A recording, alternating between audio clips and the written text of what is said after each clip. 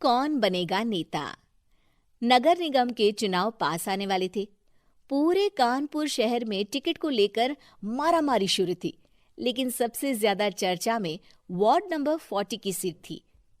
वो इसलिए क्योंकि इस बार वहां की सीट महिला के लिए आरक्षित थी। अब सवाल ये था कि चुनाव लड़ेगा कौन। इससे पहले ठाकुर साहब वहां से पार्षद थे और इस बार उन्होंने अपनी पत्नी सीमा ठाकुर को टिकट दिलवाई और ठाकुर साहब की शान के कारण सीमा जी ने 20,000 वोटों से चुनाव जीत लिया। अरे बधाई हो सीमा भाभी, अब तो आप वार्ड की पार्षद बन गई हैं। अब तो हमारे काम आप ही करवाएंगी। अरे ये तो सिर्फ नाम की पार्षद बनी है, वो तो महिला सीट आ गई, वरना पार्षद तो मुझे ही बनना था। अब भले ही चेहरा इसका होगा, लेकिन पावर तो मेरी ही होगी।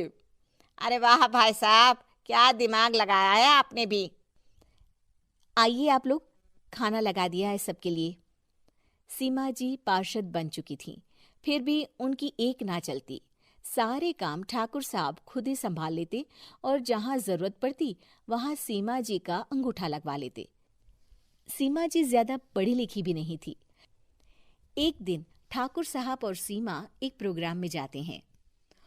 अरे ठाकुर साहब, आप आ गए। ओहो, पार्षद मैडम भी आ गई हैं। स्वागत है आप दोनों का। लगता है हमारे पार्षद फंड का सही इस्तेमाल हो रहा है।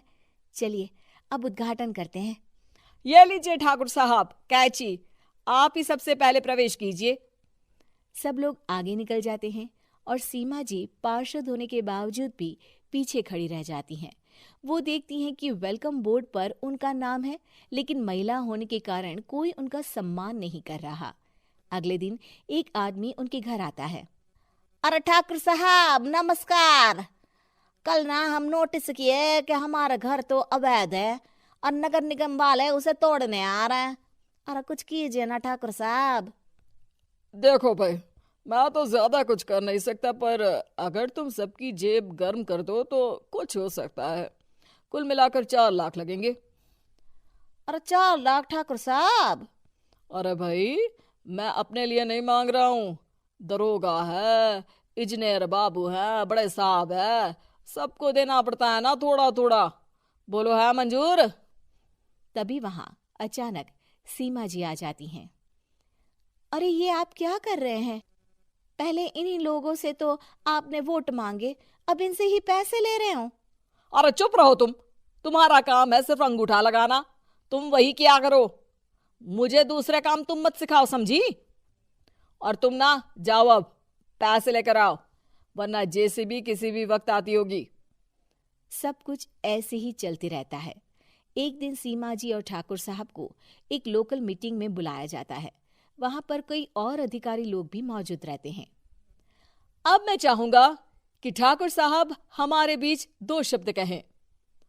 मेरे प्यारे भाइयों और बहनों, आज मेरा सौभाग्य है कि मैं आप सबकी सेवा दिन रात कर पा रहा हूं। आपने मेरी पत्नी को भारी मतों से जिताया है, इसलिए मैं आप सभी का शुक्रगुजार हूं। मैं आप सबसे वादा करता हूं कि हमेशा की तरह हमारे वार्ड में किसी को कोई तकलीफ नहीं आने दूंगा। सभी लोग तालियां बजाने लगते हैं। अब मैं माननीय पार्षद मैडम को स्टेज पे बुलाना चाहूंगा। अपने नाम को बुलाया सुनकर सीमा जी एकदम चौंक जाती है। उन्हें बिल्कुल उम्मीद नहीं थी कि इतनी बड़ी जगह उन्हें मंच पर बुलाया जाएगा।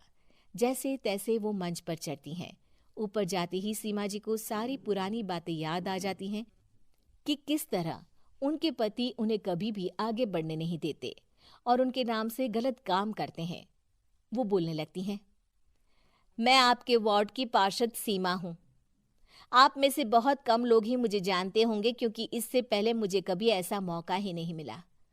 सारे मौके मेरे पार्षद पति यानी आपके ठाकुर साहब ही लेते रहे, लेकिन आज ये मौका मुझे मिला है तो मैं इसे ऐसे ही नहीं जाने दूंगी। मैं आपको ये बताना चाहती हूँ कि आपके ठाकुर साहब मेरे नाम की आड़ में गैर कानूनी काम करते हैं, जिस पर अंगूठों के निशान मेरे होते थे। इसीलिए मैं अपनी गलती मानती हूँ और आज अपने पद से इस्तीफा देती हूँ, ताकि आगे से कोई गलत काम ना हो पाए। अब फैसला आप सबके हाथ में है कि आप हमें क्या सजा देना चाहते हैं।